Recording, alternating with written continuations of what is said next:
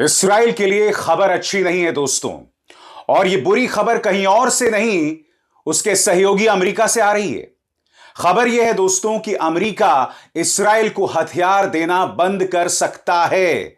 Biden प्रशासन यह सख्त कदम क्यों उठा रहा है दोस्तों, इस पर गौर कीजिएगा। अमेरिका ने इस्राइल को एक 30 दिन का 30 डेज अल्टीमेटम दिया हुआ था कि आप गजा और लेबनान में राहत सामान पहुंचने दीजिए, मदद पहुंचने दीजिए। मगर हो क्या रहा है, इस्राइल ऐसा करने से मना कर रहा है। यही नहीं, इस्राइल ने कई हथियारबंद फलस्तीनियों को यह छूट दे रखी है कि जो राहत सामान गजा में पहुंच रहा है वहां पर खुली लूट की जाए। जी हां, हथियारबंद फलस्तीनी जो राहत सामान पहुंच भी रहा है गजा में, फलस्तीन में, उसमें खुलेआम लूट मचाई जा रही है और इस्राएली सेना इसकी इजाजत दे रही है। अब अमेरिका कह रहा है कि इस्राइल हमारी बात नहीं मान रहा है, 30 दिन का अल्टीमेटम खत्म हो गया है, अब इस्राइल पर पाबंदियां लगाई जाएंगी, उस पर हथियार की सप्लाई जो है वो रोक दी जाएगी। हारेट्स, इस्राएली न्यूज एजेंसी हारेट्स इस बारे में क्या कहता है आपकी स्क्रीन पर।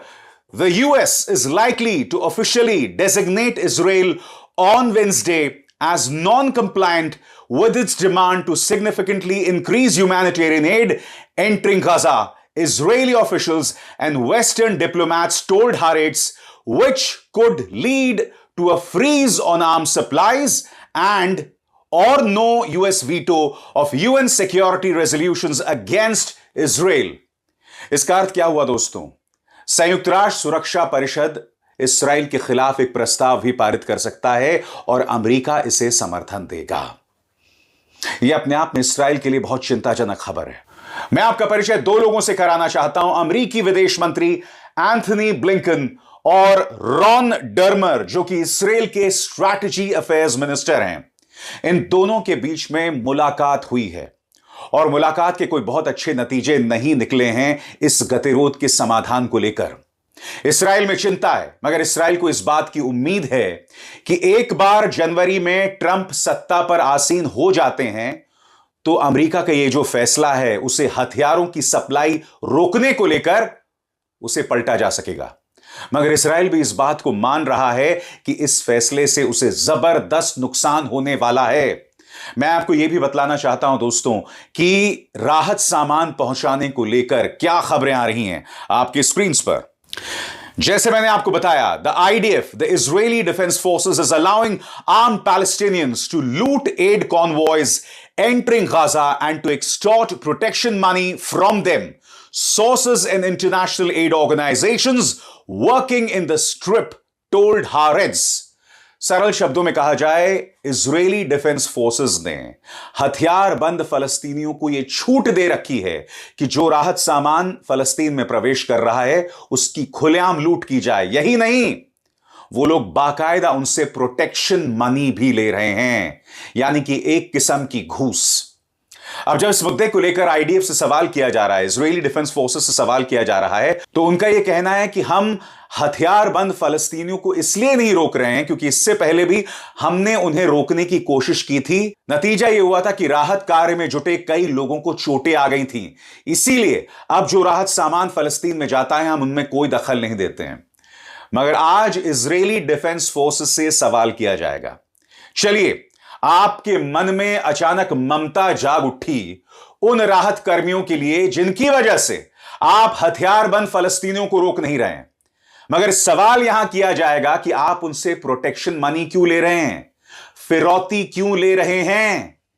यानी कि साफ तौर पर इजरायली डिफेंस फोर्सेस में एक करप्शन दिखाई दे रहा है, भ्रष्टाचार साफ तौर पर दिखाई दे रहा है और इस बात से कोई इनकार नहीं कर सकता। इस बीच हर गुजरते दिन के साथ इस्राइल की बर्बरता जारी है। आपके सामने अल जजीरा की खबर, जिसमें साफ तौर पर लिखा गया है कि इस्राइल ने कमाल अदवान अस्पताल पर हमला किया है। यह वही अस्पताल है जहां पर, याद कीजिएगा, इस्राइल ने कई डॉक्टर्स को बंधक बना लिया था। Its director, Dr. Hussam Abu Safiya. This is the last anyone has seen of him. अल जजीरा की खबर क्या कहती है आपके स्क्रीन पर। The Israeli army has fired artillery and launched quadcopter drones to target the main entrance of the Kamal Adwan Hospital.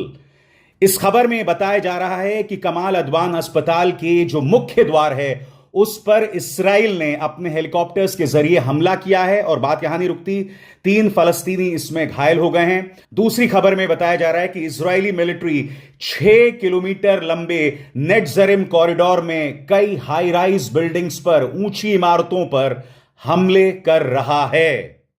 और यही वजह है दोस्तों कि अमेरिका इस मुद्दे पर सख्त बना हुआ है। अमेरिका अब अगले 2 महीने तक इस्राएल को कोई हथियार नहीं देने वाला है।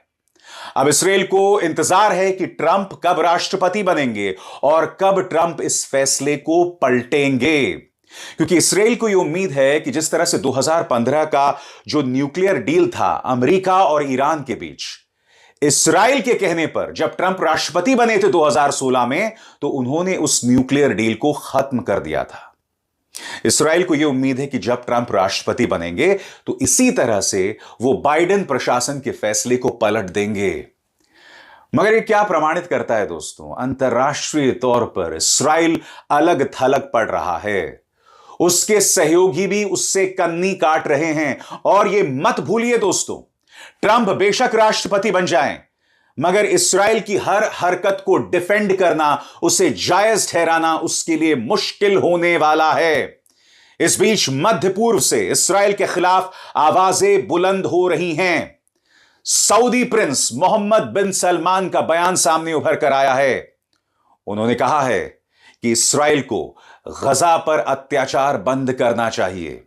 वो साथ ही यह भी कहते हैं कि ईरान की संप्रभुता पर किसी भी कीमत पर आंच नहीं आनी चाहिए।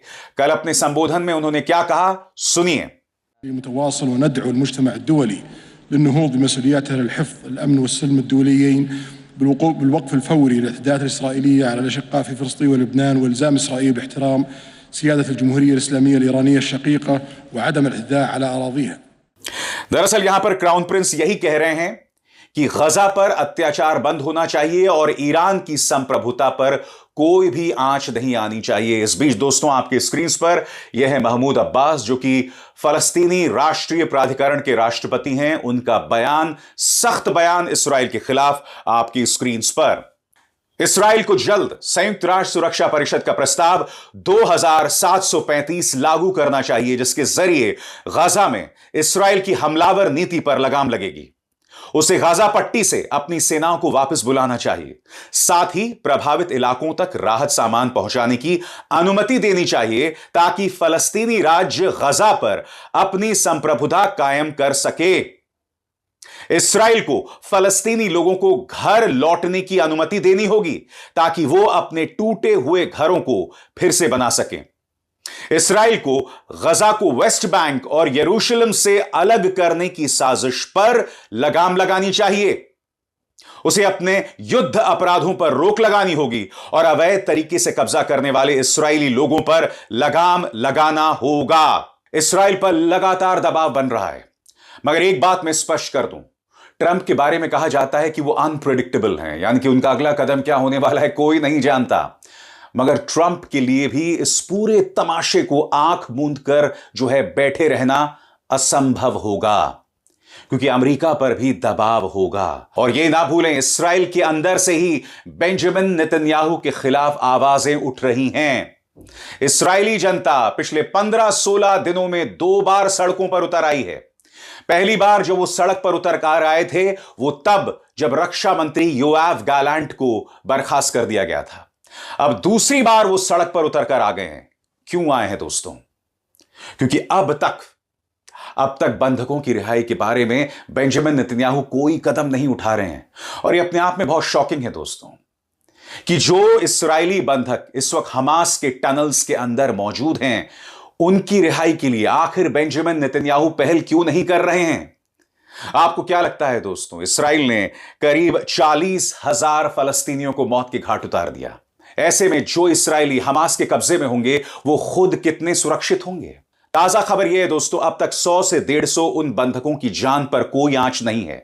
वो सुरक्षित हैं, उन्हें सही समय पर सही खाना मिल रहा है, दवाइयां भी मिल रही हैं। मगर चिंताजनक बात क्या है, मैं आपको बताता हूं। चिंताजनक बात यह है कि आप लगातार एक टनल में बैठे हुए हैं, आप लगातार बंधक बने हुए हैं। आप समझ सकते हैं वो इस्राएली किस कदर यातना से गुजर रहे होंगे। वैसे यातना से एक और शख्स गुजर रहा है, माननीय बेंजामिन नेतन्याहू। कल ही मैंने आपको खबर बताई थी कि किस तरह से यह व्यक्ति अब बंकर के अंदर रह रहा है।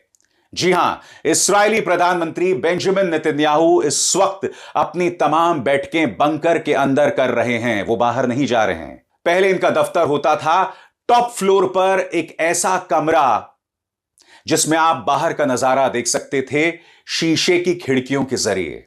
उसका नाम था फिश टैंक। अब बेंजामिन नेतन्याहू लगातार बंकर के अंदर बैठके कर रहे हैं।